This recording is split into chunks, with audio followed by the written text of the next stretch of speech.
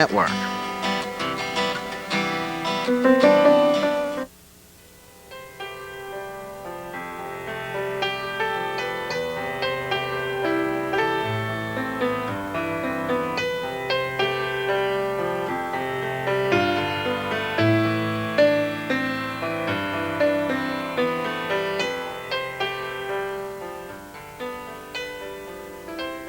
Welcome to Mind Over Matter.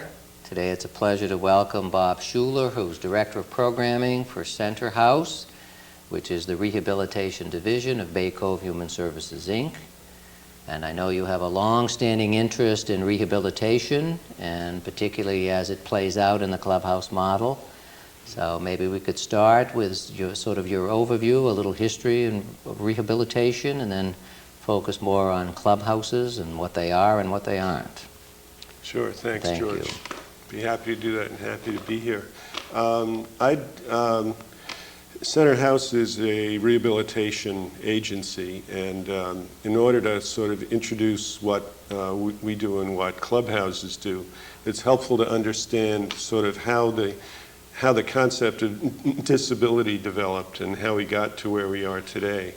I think some people probably wonder nowadays, how come we have all these disabled people running around all of a sudden? What's up with that, you know?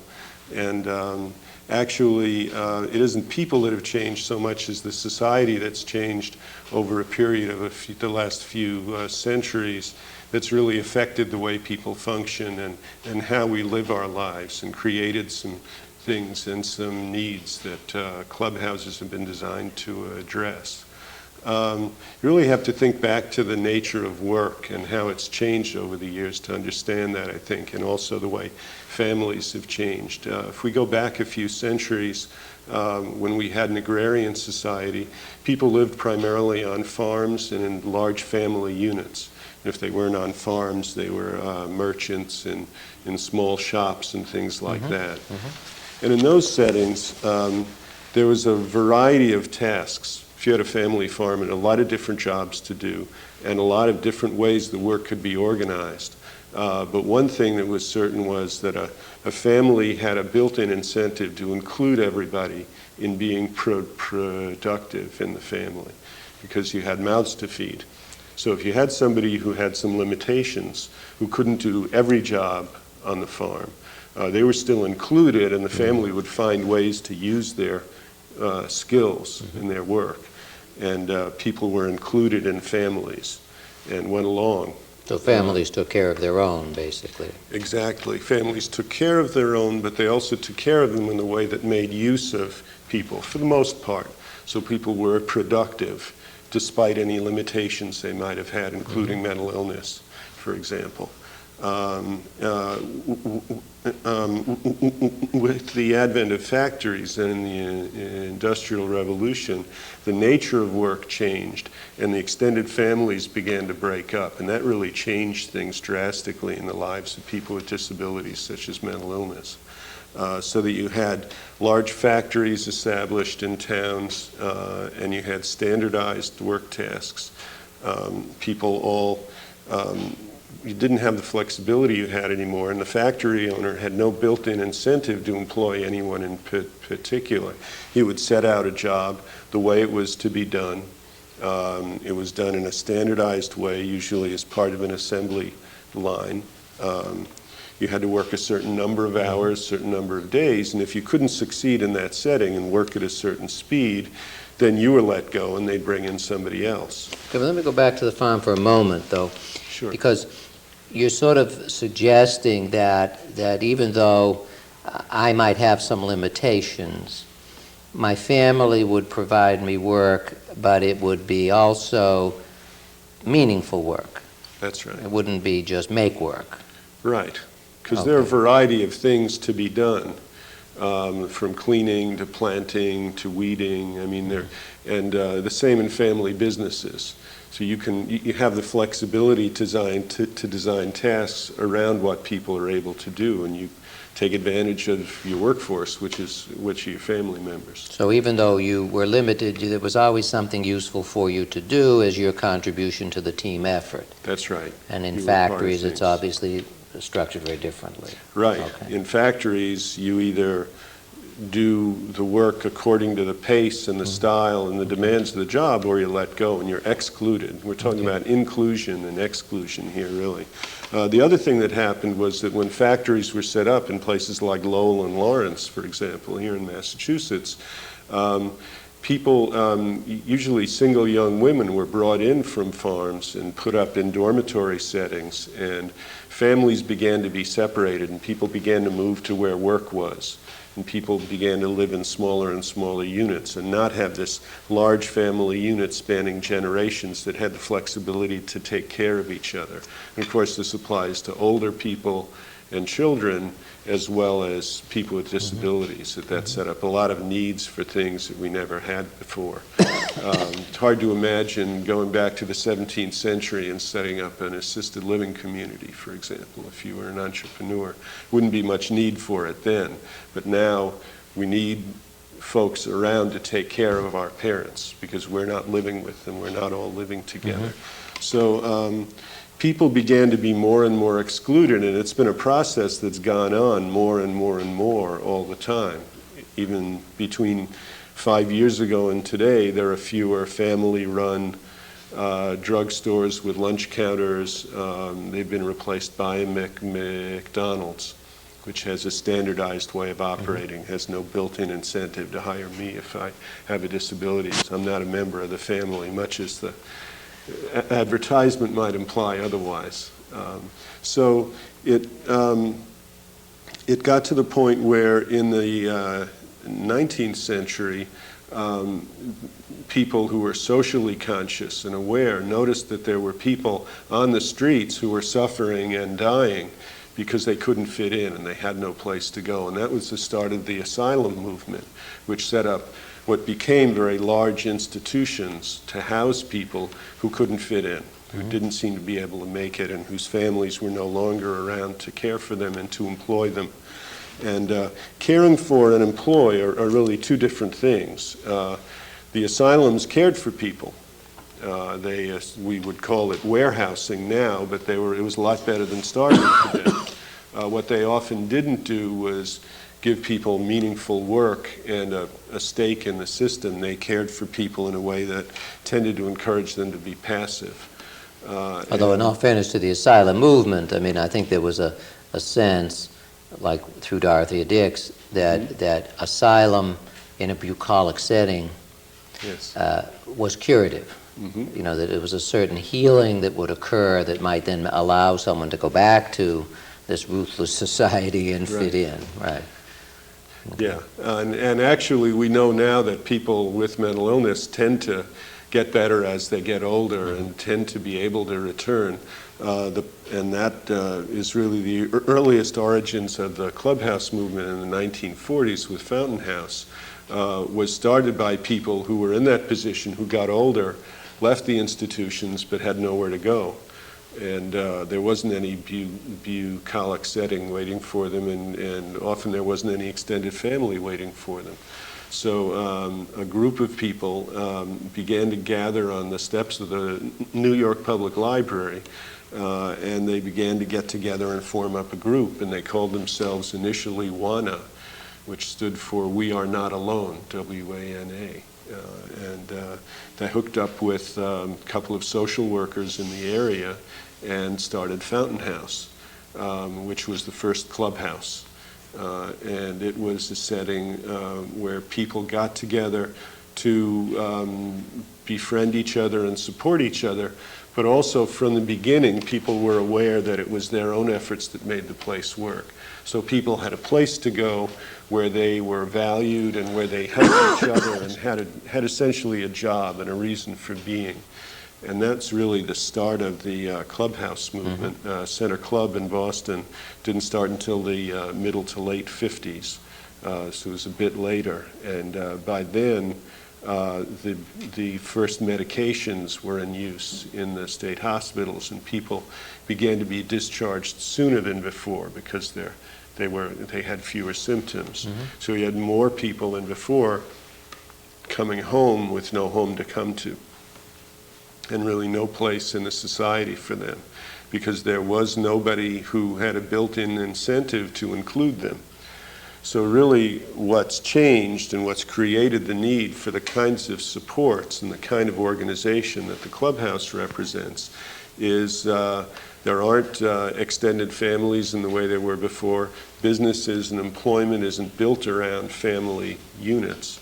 And therefore, it's very difficult if you have a disability, if you have limitations in what you can do, if you're different, for you to find a place without some help, and without particularly some help in getting together with other people who can give you the kind of emotional support that people used to get from family members. Well, are disabled people looking for that kind of support? I mean, maybe many of them just want to be left alone and not bothered.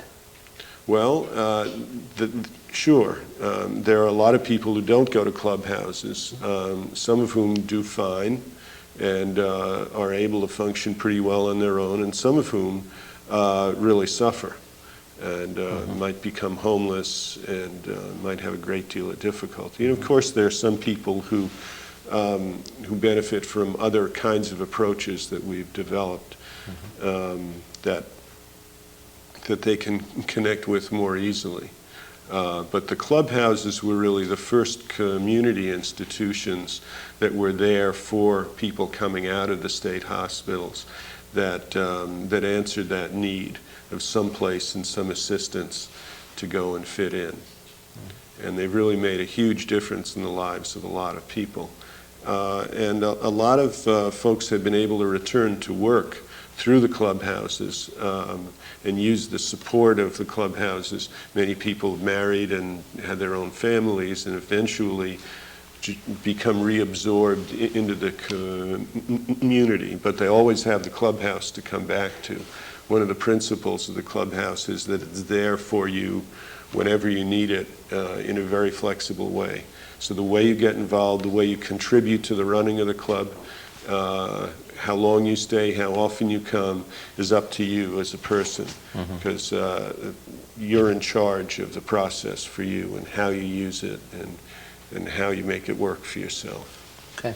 So after the break, maybe we could talk a little bit about how the clubhouses work and how the clubhouses, also many of them have come to sort of really believe that work is an important ingredient in any what I would call a treatment plan. I'm not exactly sure how you might reference that, but you're saying that the clubhouses first begin as a kind of an asylum in the community, sort of a place to go where you feel welcome and where you can kind of drop in.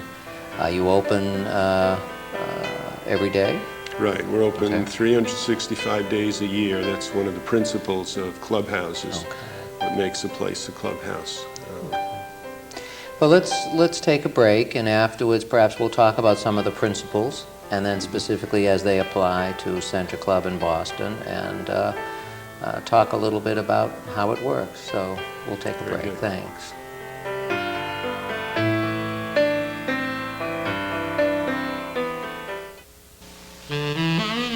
What if you were in trouble?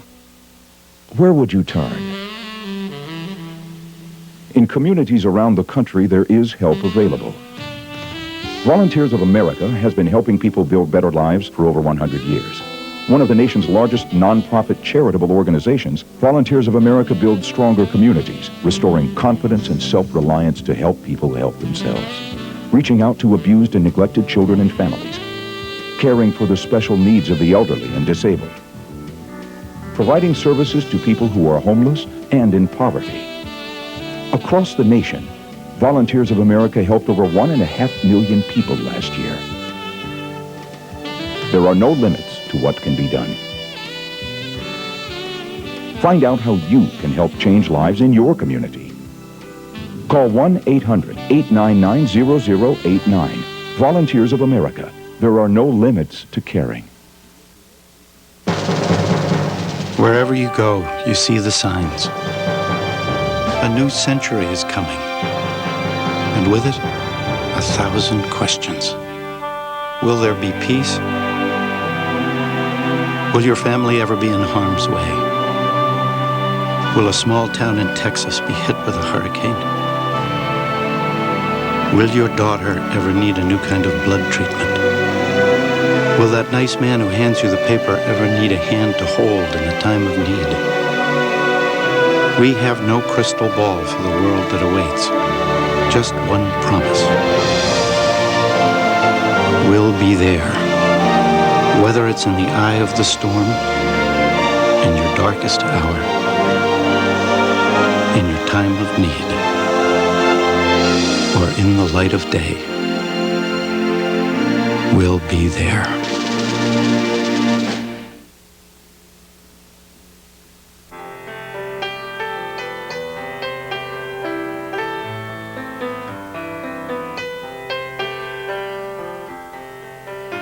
All right, the history, I think, really leads us very nicely into the creation in some communities of asylums, places for people to go where they can feel generally welcome.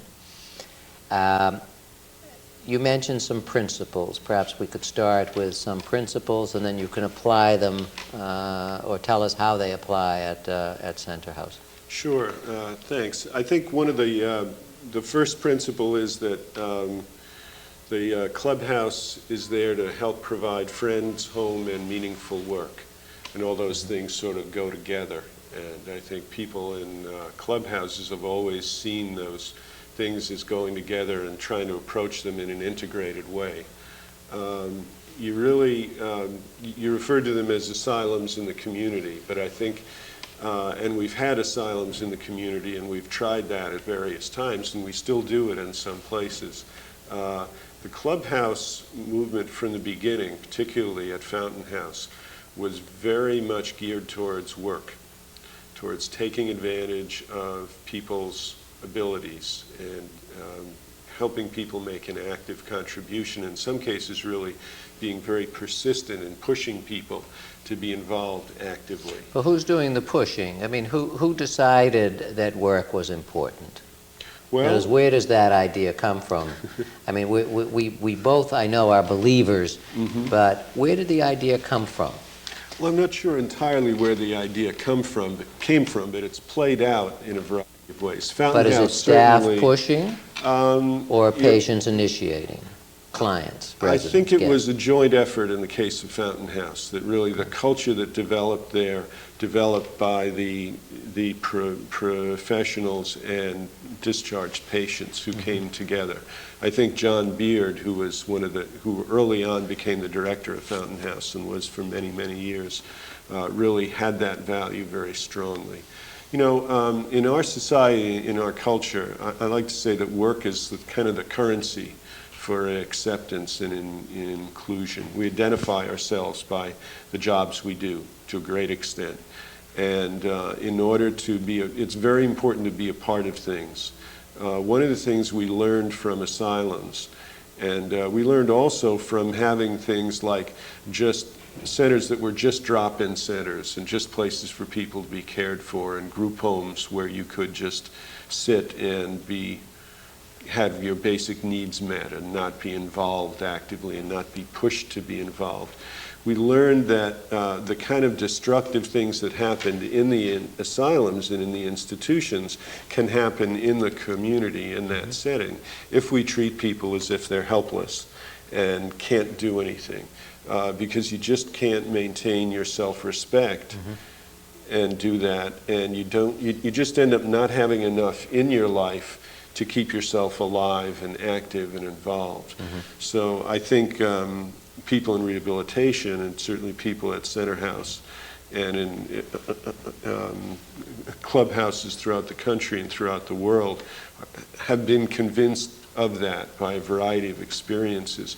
When you're in a clubhouse and you watch people work, you see what happens when somebody goes from just hanging out and standing back and holding back or just sitting and getting involved. You see what happens to them personally. You watch them open up, you watch them come alive. And when you've had that experience, I can sit here and talk to you about it, but until you watch that happen, you're not really convinced in your gut. But what once if I people go through that. What if I feel I need to sit in that corner for a while? Is that okay? Absolutely. Okay. And in fact, I have an experience, we've all had the experience of somebody who might sit in that corner or be very passive for years and watch sort of life go on around them. And every day or two is Absolutely. gently invited to participate in a variety of ways by the members. By the way, ex-patients or outpatients are called members of the club. People encourage each other. They try and find ways to include each other in activities and use each other's skills. It could take years. It could never happen for somebody. But we've all seen it. I can think of one man in particular who none of us expected to get involved. He had hospitalized for a very long period of time. He was living in a rest home. He came in the van. He sat. He smoked. He ate donuts. That was about it. Talked a little bit. One day he decided to get involved in the food unit and participate in making lunch and making meals, and in fact was very active and contributed in that unit for about a year and a half. And then, interestingly enough, decided to stop doing that, went back to his same chair, and went back to sitting. And that's okay too. One of the principles of the Clubhouse is that you're in charge of that. And a lot of times, something about the nature of mental illness, maybe it's the recurring nature where people's symptoms get worse and then get better and then can get worse again.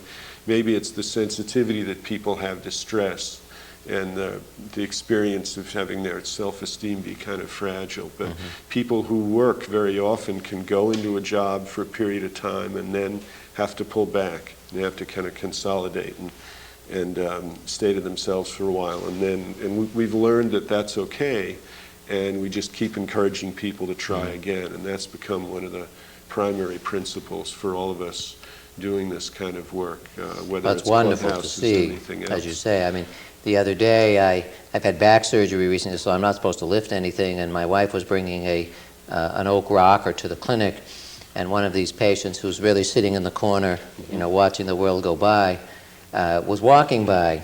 So I said to him, "Do you mind helping me with the chair?" Well, he just beamed. He took the chair and he carried it in, and he wanted to know if he had done it properly, and we were obviously very grateful for what he had done. But a little incident like that, it made his day. That's right. And we don't often have those kinds of opportunities, to give people work, but it's clearly missing in an outpatient clinic. Yes. And some people, we have services now that we've developed since the Clubhouses, and a lot of people have them called supported employment or supported education, where people go and talk to a counselor about what they'd like to do, and they do career development counseling, and then they go into work and maybe we help them find a job and give them supports.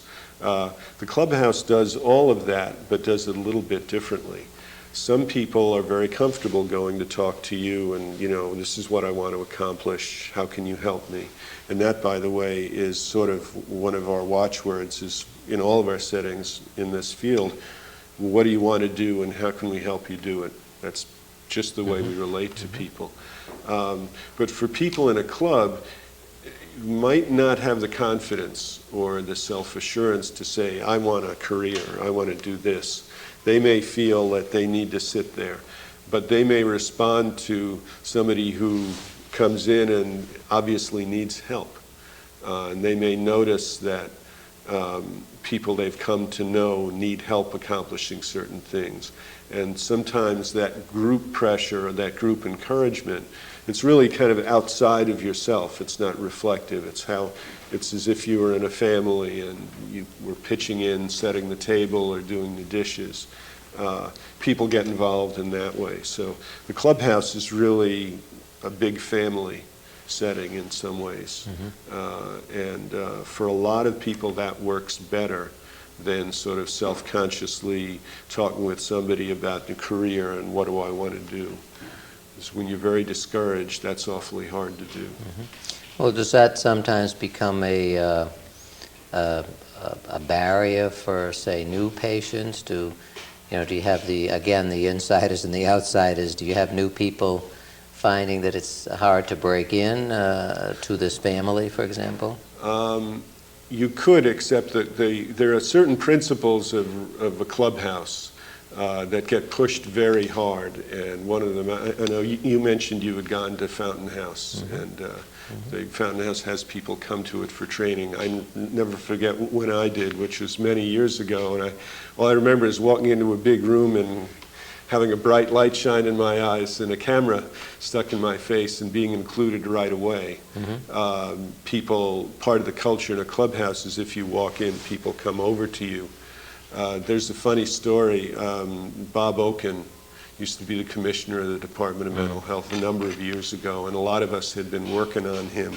In those days, clubhouses weren't really that much a part of the system. We were trying to convince him to support clubhouses and explain to them why they were special and why they worked. And he was sympathetic, but he would sort of listen politely.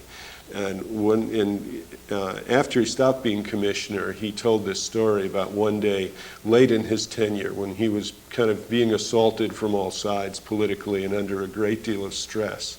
And he had been on a tour of programs around and ended up exhausted sitting in this clubhouse in the sort of living room area, waiting to go talk to the director and not really wanting to do anything.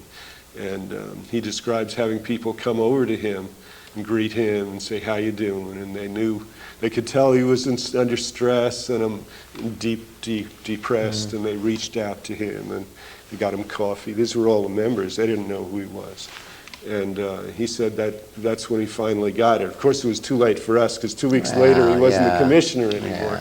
But that was when he finally understood what it was all about. So that's one thing that it's absolutely part of the culture, that new people be welcomed in. The other thing that's important in the clubhouse that people have to push is to maintain the linkages with the community outside and not let it become this sort of insular, protected, sort of monastic place. The club, in the community. Right, the club. So that something called transitional employment was developed early on, which are agreements with businesses to provide temporary part-time jobs for club members. And the way it works is the club will take on a job on a permanent basis, let's say a dishwashing job, and they will tell this employer, we will get that job done continuously. We will guarantee that every shift we will have somebody in there doing the work. And then they will train and place their members to do it, and if a member can't go in that day, another member is available to back them up, and if necessary, a staff member will go in and do it. And that kind of, as people move through those jobs, usually 6 months at a time, that creates an opening, and the club has to find the member to fill it in order to maintain that opportunity. Or you lose the slot. So there's a constant draw of people, not because this is your career and you should do this for yourself, but geez, you know, we got this job, we got to do it. Somebody's got to go. Could you go today, George? Maybe just try it today. I'll go there with you. I'll stay with you the first half. You don't have to promise anything. But that's the way a lot of people begin to get involved who don't have the confidence to make a commitment. And it's a linkage. After the break, perhaps we'll pick up with this, because I know there's a lot of controversy over sheltered workshops versus transitional employment, and I'd be interested in hearing some of your thoughts, but we'll take a break at this point. Okay. Thank you.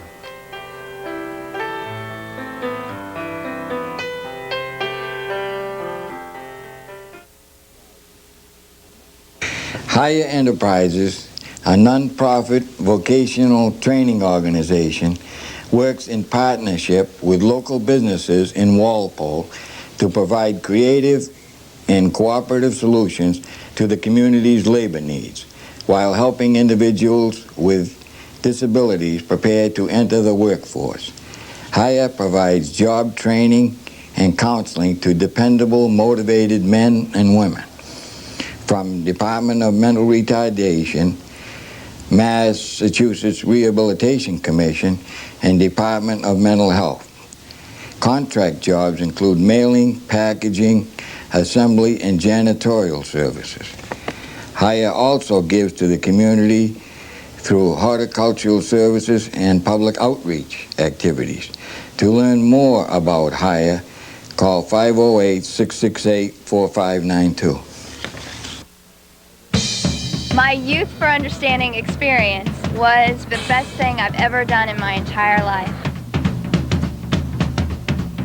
If you want to learn a language, this is how you do it. You have to live here and you have to breathe in the country.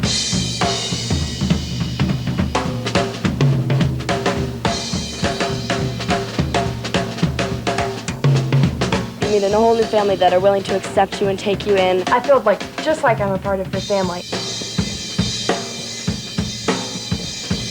Being involved with the family, living right at home, that has been my best learning experience so far.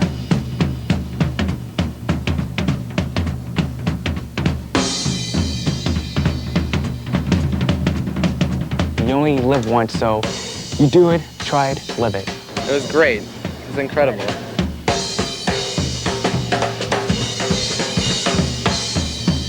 Go global.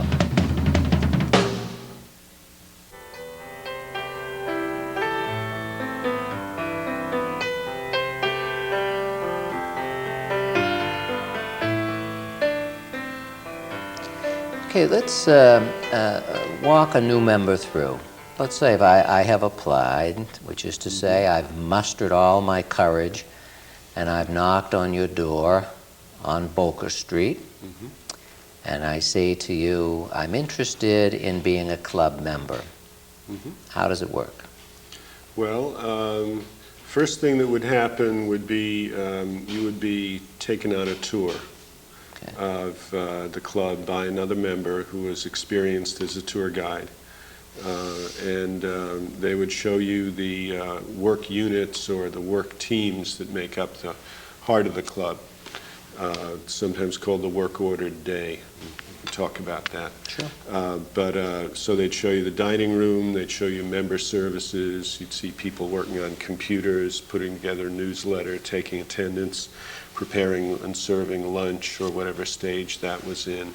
You'd see the employment unit where people were looking for jobs for other members and keeping track of leads, contacts with employers, and so on. And then you would sit down with a staff member who would talk to you about that and answer your questions, who would take some very basic information from you. Then you would be scheduled for, in a day or two, usually for an orientation group. You'd be very welcome to come in the meantime. But at that group, which is run primarily by members, you would discuss with them, in more depth what the club was about and what this particular club, what was happening in the club, how it worked, how you might be able to get involved. You would hear that it was basically a self-help program and everybody was expected to pitch in some way if they could, but that you were in charge of all of that and you were welcome to plug yourself in wherever you felt comfortable, and you were encouraged to try out different groups on different days. You'd be assigned a staff member and usually a member or two who would be your who would sort of look after you during the first couple of weeks to make sure that you felt okay and you had your questions answered and knew when things were happening. So when are things happening? What day? What hours are you open? And as a member, I can drop in any time. Maybe you could explain some of those basics. Well, the heart of the club is the work ordered day. The club opens at 8:30 every morning on weekdays, Monday through Friday. And there's usually an organizing meeting around 9 o'clock in the morning after an informal breakfast time where people talk about news of the day and go over which units are working on what. Well, I can come for breakfast? So you can come for breakfast. I think breakfast right now is free. It's sort of like a continental breakfast. We get stuff from Au Bon Pain, and we get day-old stuff and other food bank stuff. Lunch is 50 cents. We recently reinstituted a charge for that. If you join as a member, you get to do all of that. Dinner? Dinner, some days we're open 2 evenings a week, Monday and Tuesday evenings at Center Club.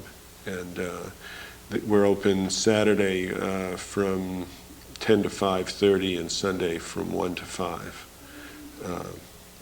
So there are some meals available and involved, and a lot of it at very nominal cost. And then again, of course, the food is prepared by members, and So you have work in a team. Okay, well, I was going to say, so you have a number of people who might just drop in randomly whenever the Spirit moves them. Yeah. But then you certainly have a number of members who kind of buy into the program more substantively, who go to the daily, the preparation for the work-oriented day, apparently. That's right. Okay. Up until maybe 8 years ago, for a while, we used to separate those groups, and we used to operate the work units in the morning and not allow anybody else in until lunchtime. And we finally decided that it wasn't a good idea to separate those two things out, that we wanted people who weren't ready to pitch in to be around when it was happening, and that was how they might eventually get involved. And how So does we made it, what more does it flexible. mean? I mean, work-oriented day, what's getting set up? Well, there are different units. Every club is organized a little bit differently, but most of them have a unit that's centered around food and meal preparation.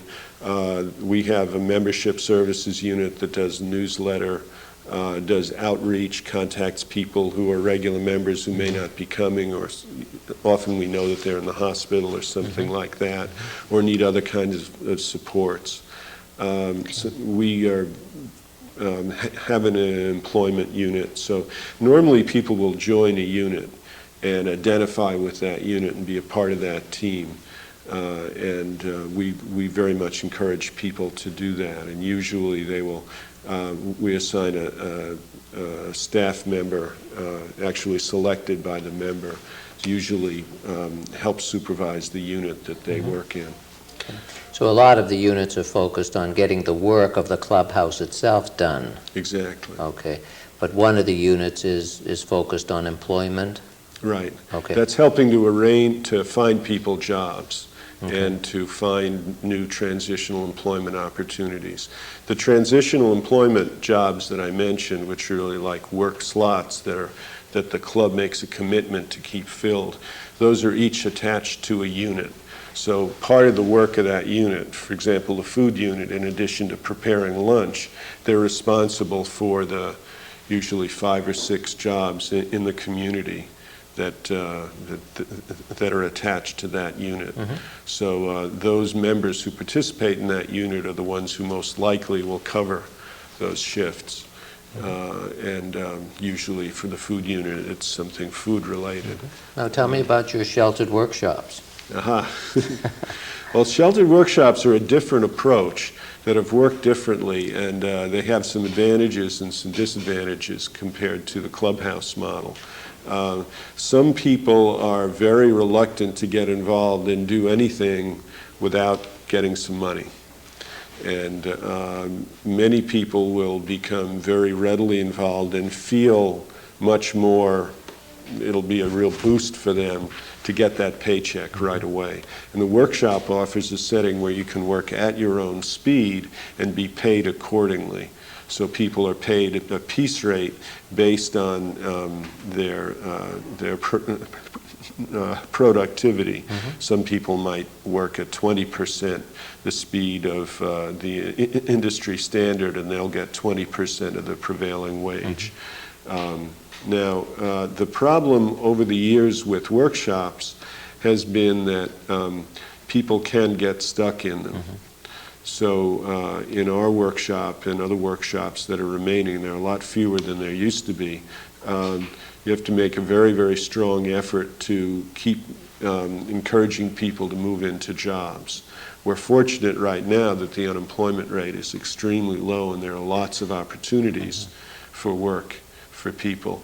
There are some disincentives built into our Social Security system that make it a little harder, some of which are being addressed. But Workshops are another form of employment. They tend also to be fairly limiting in that they're built around a business. Usually these days a mailing and packaging business. Used to be assembly, but there's very little factory work in the United States now, so there's very little opportunity for people to do sub-assemblies as there used to be. So it's fair to say, your opinion, and I share it, is that workshops are maybe not as therapeutic as employment in real settings where your limitations are factored into the expectation. Yeah, that's right. And the other advantage that the Clubhouse has is that they, for most people, are better able to address other issues for people. They're a good place to make friends and build a support network that people really need, for example. They can get involved with, to some extent at least, in housing needs and in helping people get a meal. The workshops are really centered around work, and they tend to work more as jobs. They're a little bit less flexible than clubhouses. But for some people, they're the best option. Some people thrive in workshops and just feel comfortable right away in a work setting and don't want to join a group. And we're finding also that people who haven't had long hospitalizations, because now very few people stay in the hospital for very long, don't value the aspect of having a place to go in the same way. That younger folks now who haven't been hospitalized, many are able to receive career counseling and go right into employment, and they might bounce in and out of employment, but they're able to do that and able to use less of a center approach, less of a group approach to their supports. So we find in general that offering a variety of settings is really important, because no one setting works for everyone. Are you attracting younger members? We tend to attract younger members a little bit more in our supported employment career center. Career advancement resources.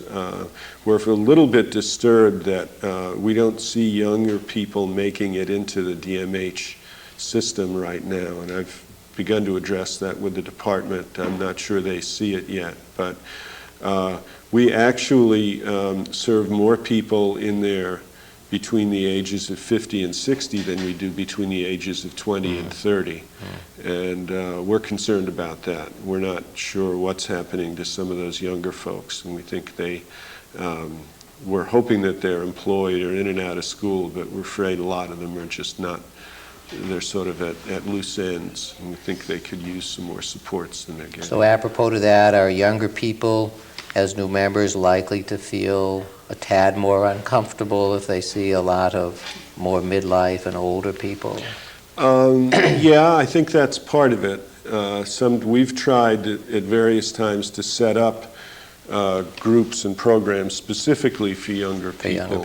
But we've also found that they're less likely, people without that history of being in hospitals for periods of times are less interested in associating primarily with other people with disabilities, which is okay. Yeah, which is okay as long as they're finding a place in the community. We suspect they may need more support in doing that than they're getting. We're concerned about people ending up more on the streets and getting involved in the street culture, which obviously can be very perhaps with younger people in mind, after the break in our final segment, perhaps we could talk about the range of services that you have developed at Center House and how those meet the needs of the differing groups that you're asked to treat. So we'll take a break. Thank you.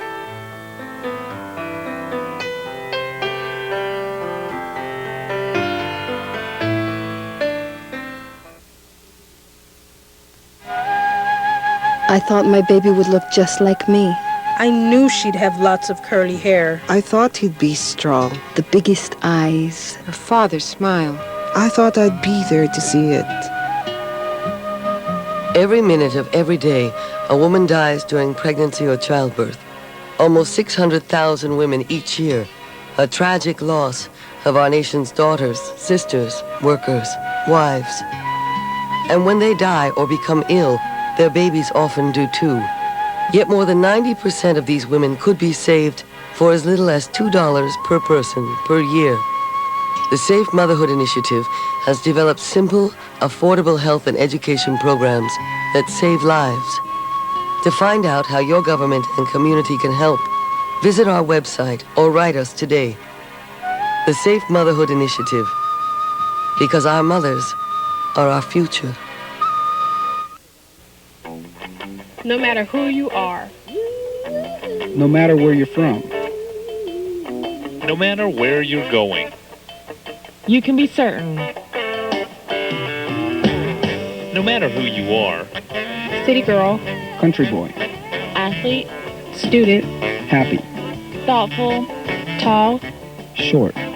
You can be certain. No matter where you're from. West. South. Farm. City. Small towns. Suburb. You can be certain. No matter where you're going. To college. To work. To train. To play. To travel. To find your place. You can be certain you need education. You can be certain you need to stay in school. This message is brought to you by the Air Force because we're certain about the value of a good education. No matter what you do in life, aim high.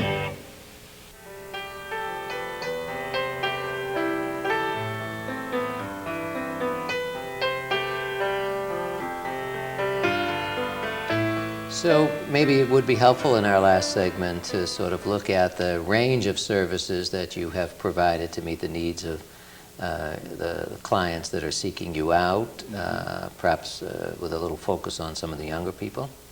Sure, thanks.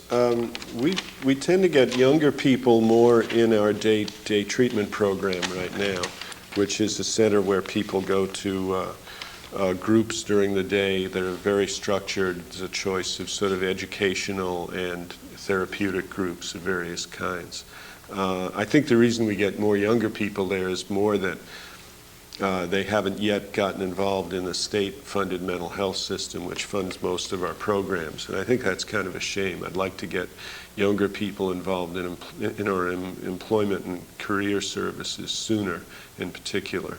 I mean, they have to be DMH eligible for the employment? That's right. Because of the funding, it's what's called a closed referral system. So all the people who are referred to it are established as DMH clients. DMH eligible. Right. Because that's a horrible process to go through to get somebody deemed DMH eligible. Well, it is, and the way the system is set up now, my concern is that there's nobody whose job it is to go through that horrible process and get people who need it signed up. So we have primarily people who've been in this system for a while, and we're not getting them as early as I would like to. We have something we call career advancement resources, which is the kind of model I was alluding to earlier in a previous segment, where people receive more one-to-one counseling. It's not like a day program, but the focus is not on therapy, but on career counseling and what do you want to do with your life and how can we help you get there. And we help people go to school and job training programs. We help them pay tuition directly as well as arrange financial aid. And we help people find their own jobs, or we find people jobs directly. But these are all people who are DMH eligible? For the most part. We have a little federal grant where we can take some people who are self-referred or who might not yet be eligible. For the most part, the only people we can serve are people who are referred to us by the department, by case managers. So just a clarification then. I'm young, and when do I go to mass rehab as opposed to, say, a center club? Well, actually, many people do both. Okay. It's a good idea to go to mass rehab if you're young. It's we've created a pathway into our services through mass rehab. Mass rehab sometimes can be a hurdle because mass rehab is geared towards a relatively short-term intervention ending in employment. So if you're not ready to sort of take that leap, it can be daunting and it can be hard to get them to fund services. If you come to Center Club, the advantage of Center Club is that clubhouse contracts in Massachusetts allow you to serve people who aren't DMH clients.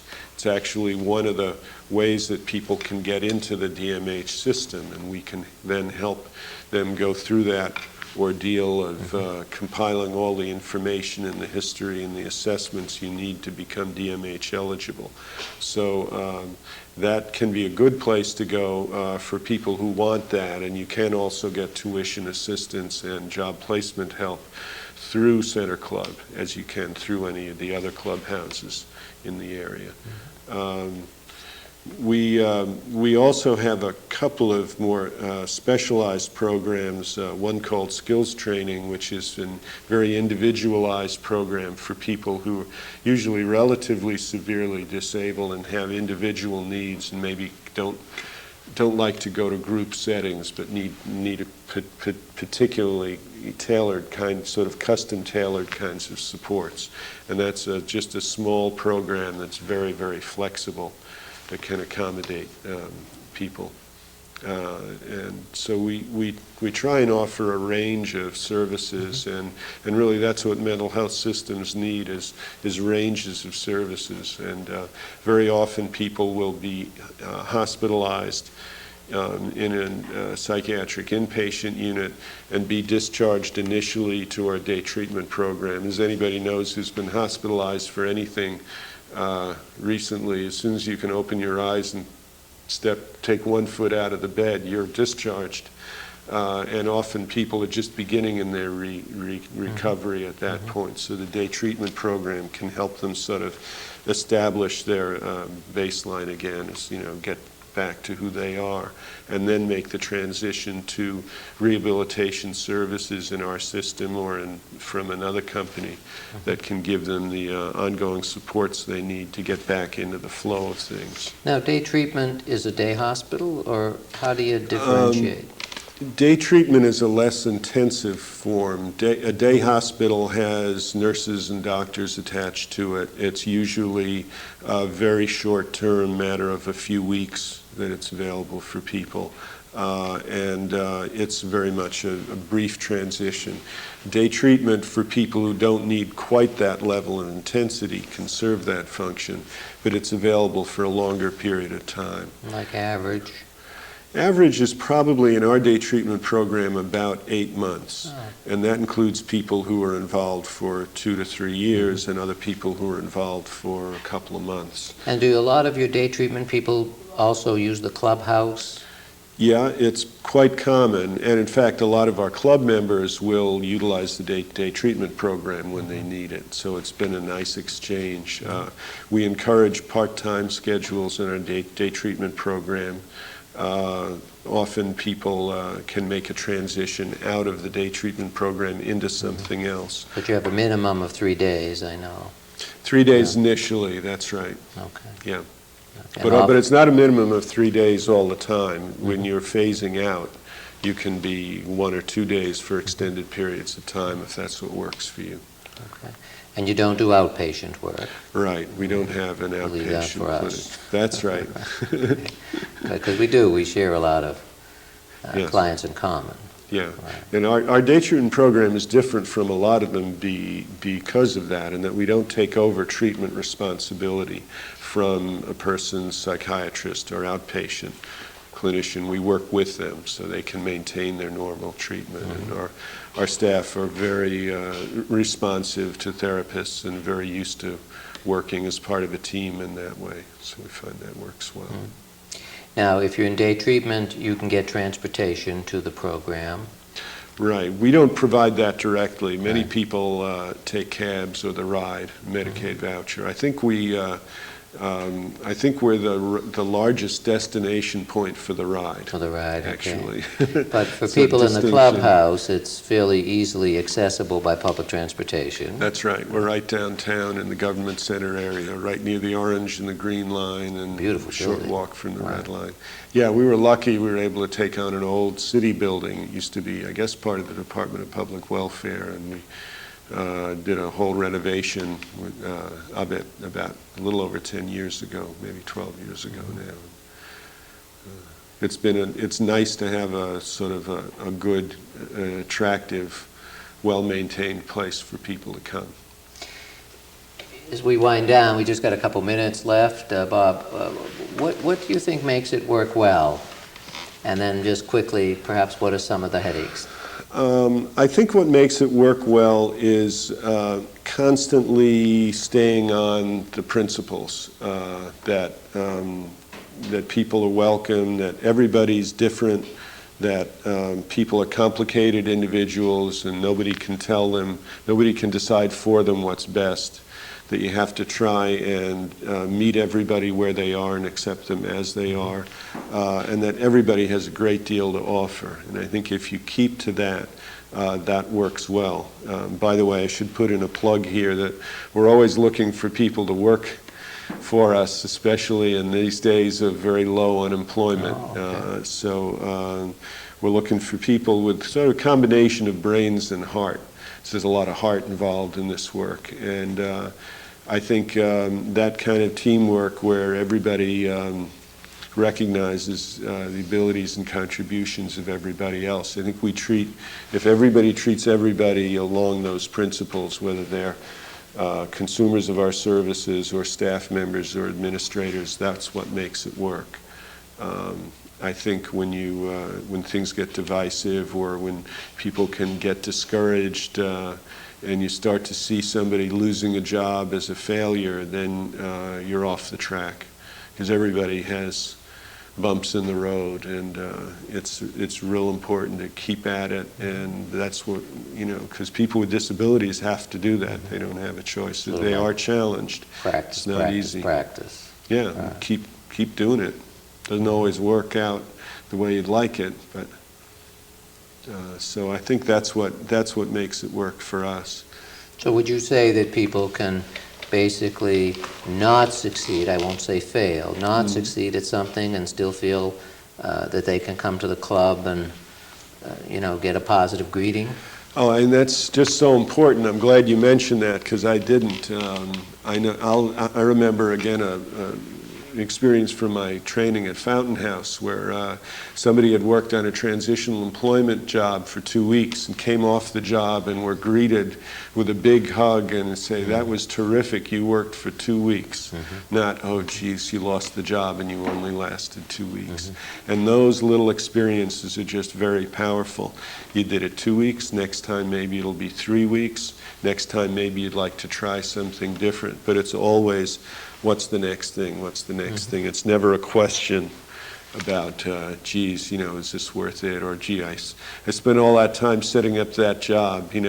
That's what would get us in trouble.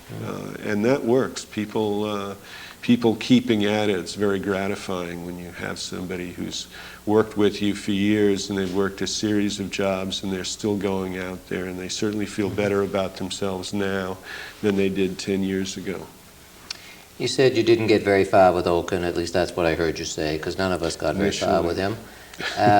Years later, in the last minute, how do you see the future? Is the message getting through to administration, and is funding looking okay? Well, I don't know about funding is always a question. I think rehabilitation and the values of rehabilitation are here to stay. I think it's in the mental health systems all over the country. It's in the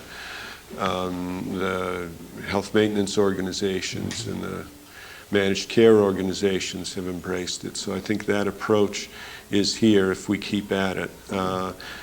It's hard maybe to convince people that because of the way our society works now that we need to have special supports for people, and that people with disabilities, just like people who are older, because of the way life is now and the way our culture is set up, we need to have these supports as part of our communities everywhere.